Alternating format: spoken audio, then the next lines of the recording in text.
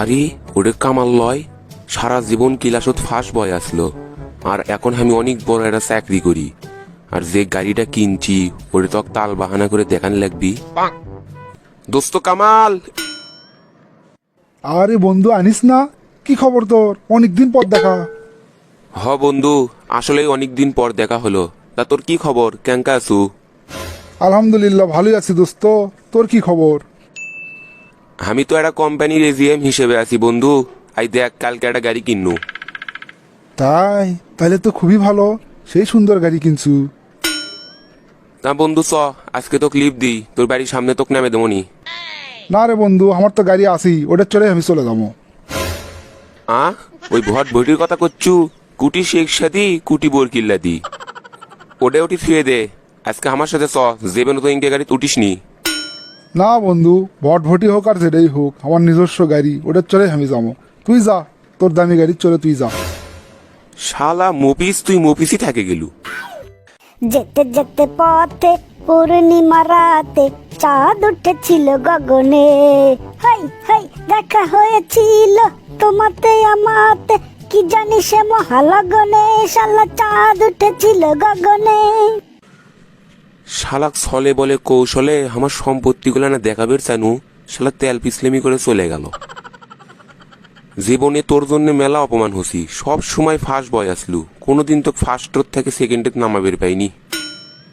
এবার তোর বউ চল শুদ্ধ আমার বাড়ির দাওয়াত দিমো, তারপর অপমান কাক কয় বুঝে দেবো। ওর বউ চল নির্ঘাত আমার সম্পত্তি দেখে পাগলা হয়ে যাবি, তারপর অখালে অপমান করবি।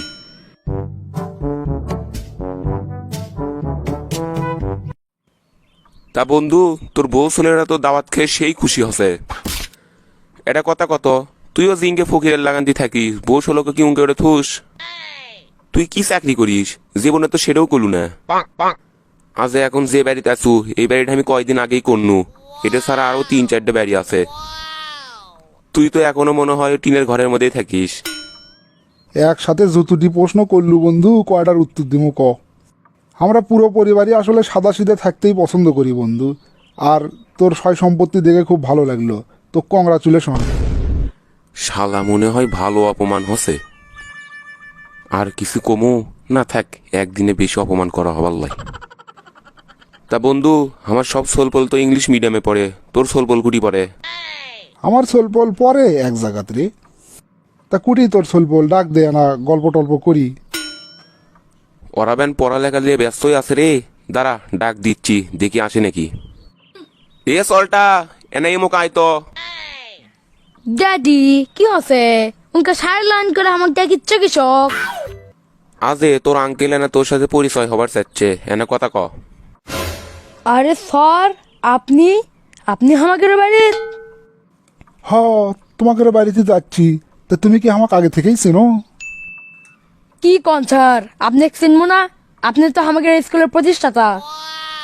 গত বছরের অ্যানুয়াল স্পোর্টসের আপনিই তো প্রধান অতিথি হয়ে আসছিলেন। ও আচ্ছা, তুমি ওই স্কুলের ছাত্র। আচ্ছা আচ্ছা, খুব ভালো খুব ভালো। ক্যারি সলটা, ইল্লে তুই কি করছু? তোর স্কুলের প্রতিষ্ঠাতা আমার বন্ধু। ড্যাডি, তুমি স্যারক চেনো না? এ তো খুব লজ্জার বিষয়। তুমি যে কোম্পানির চাকরি করো, ওই কোম্পানির মালিকও তো এই স্যার। কি কলু? ওই কোম্পানির মালিক আমার বন্ধু? হাই হাই হাই রে, আমি কার কাছে কি গল্প করবো এতক্ষণ, আমার চাকরি বেন শেষ। ইয়ে মানে বন্ধু, স্যার স্যার কিছু মনে করেন না, আপনার সাথে তো আমি মেলা বেদবি করে ফেলাছি। আরে পাগলা, ঠিক আছে, তুই আমার বন্ধু, তুই আবার সার সার করে করছুকে? না বন্ধু, আমি যে বেদবি করছি এখন তো কথা কোতে শরম লাগিচ্ছে। আমার কোম্পানির মালিকের সাথে আমার কোনোদিনও দেখা হয়নি, খালি তার পিএর সাথে কথা হয়। তুই যে এই কোম্পানির মালিক সেটা তো আমি গুণ অক্ষরেও জানি না।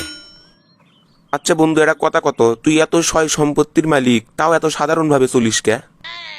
পাগলা, অর্ধেক পৃথিবীর বাদশা ছিল খলিফা ওমর রাদিয়াল্লাহু তাআলা আনহু, তাই থাকতেছিল চটের বিজনেস।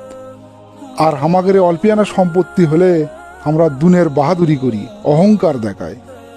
মরে গেলে তো সাথে সামান্য কাফনের কাপড় আর 3.5 হাত মাটি ছাড়া কিছুই জুটবি না। তাহলে বাঁচে থাকাকালীন এত অহংকার দিকে লাভ কি? এত সয় সম্পত্তির বড়াই দিকে লাভ কি? তুই ক। তুই ঠিকই কসুরে বন্ধু, আমি এতদিন ঘোরের মধ্যে আসনু। আজকে আমার চোখ খুলে গেল। এতদিন খালি বই পুস্তকে পড়ছিনু। প্রকৃত সম্পদশালীরা সাদাসিধে জীবনযাপন করে, কখনো অহংকার করে না, খুব বিনয়ী হয়। সেটা আজ হাতে নাতে প্রমাণ পেলাম। তুই আমাকে মাফ করে দিস বন্ধু। ঠিক আছে, বন্ধুর কাছে এত মাপ চাওয়া লাগে না পাগলা। তুই যদি সত্যি সত্যি এটি থেকে শিক্ষা পায় থাকিস, তাহলে এখন থেকে সেইভাবে চলার চেষ্টা করিস, তাহলেই হবে।